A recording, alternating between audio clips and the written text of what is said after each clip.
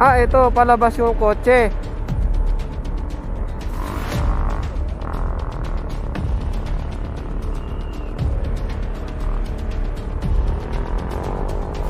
Ayan.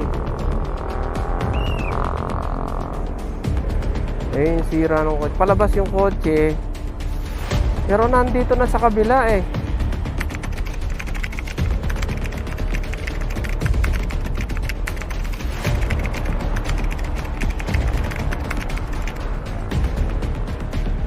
Buti hindi gaanong ano.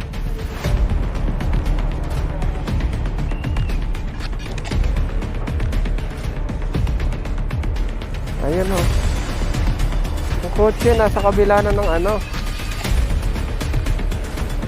Nasa kabila na ng kalsada. Pero siguro itong motor hindi na misinterpret yung ano. Dumiretso pa rin yung motor. Buti nga hindi ka anong nasaktan yung ano, yung driver.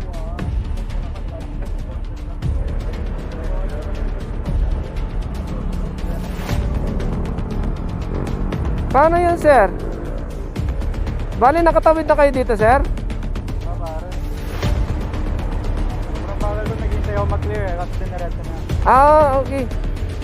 So, nandito ka na sa ano? Nandito ka na sa kabila. Tapos diniretso pa rin.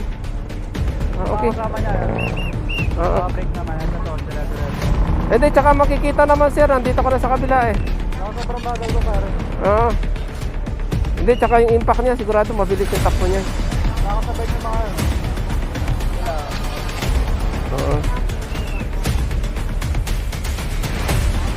May helmet, sir? May helmet? Ayun lang. Delikado, buti nga hindi na ako ng gulo niyan.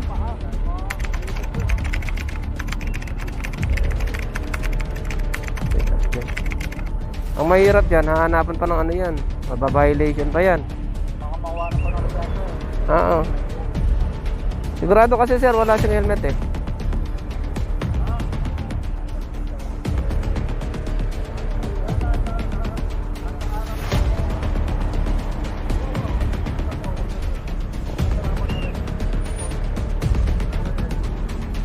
Ito yung motor ng ano, yung na-aksidente. Tapos ito yung kotse. Sabi ng kotse, mabagal daw ng ano, yung takbo ng kotse. Patawid na eh, nasa kabila na ng ano eh, oh. Nakikita naman ayun yung solid lane sa gitna. Tapos malapit na yung ano, pinagbigyan na sigurado yung ano, yung kotseng pula ng mga sasakyan kasi nakatawid na eh. Siguro yung ano, yung motor, dumiretso pa rin. Kaya yan, yung malandra, yan. Sa mga kapwa ko rider, ingat-ingat na lang. Kahit nagmamadali tayo, huwag tayong masyadong ano, mabilis. Kung mabilis man tayo, mag-iingat pa rin tayo.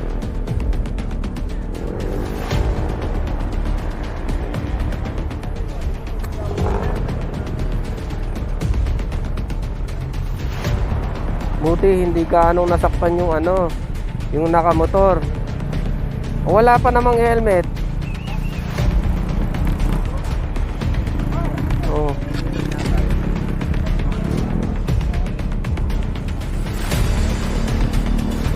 Buti may mga rescuer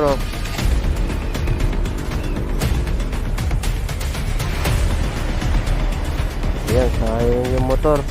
Pero mas sayang ang buhay natin, mga lodi. Guys, ingat-ingat tayo sa motor. Huwag nating hayaang mawalay sa atin yung ano, yung helmet. All the time kapag lumalabas tayo ng ano, kalsada na nakamotor. Dapat always yan na meron tayong suot-suot na helmet.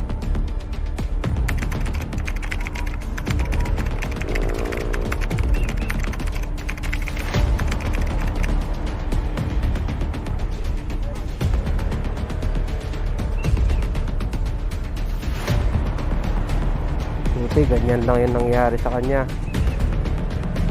Hindi nabagok yung ulo.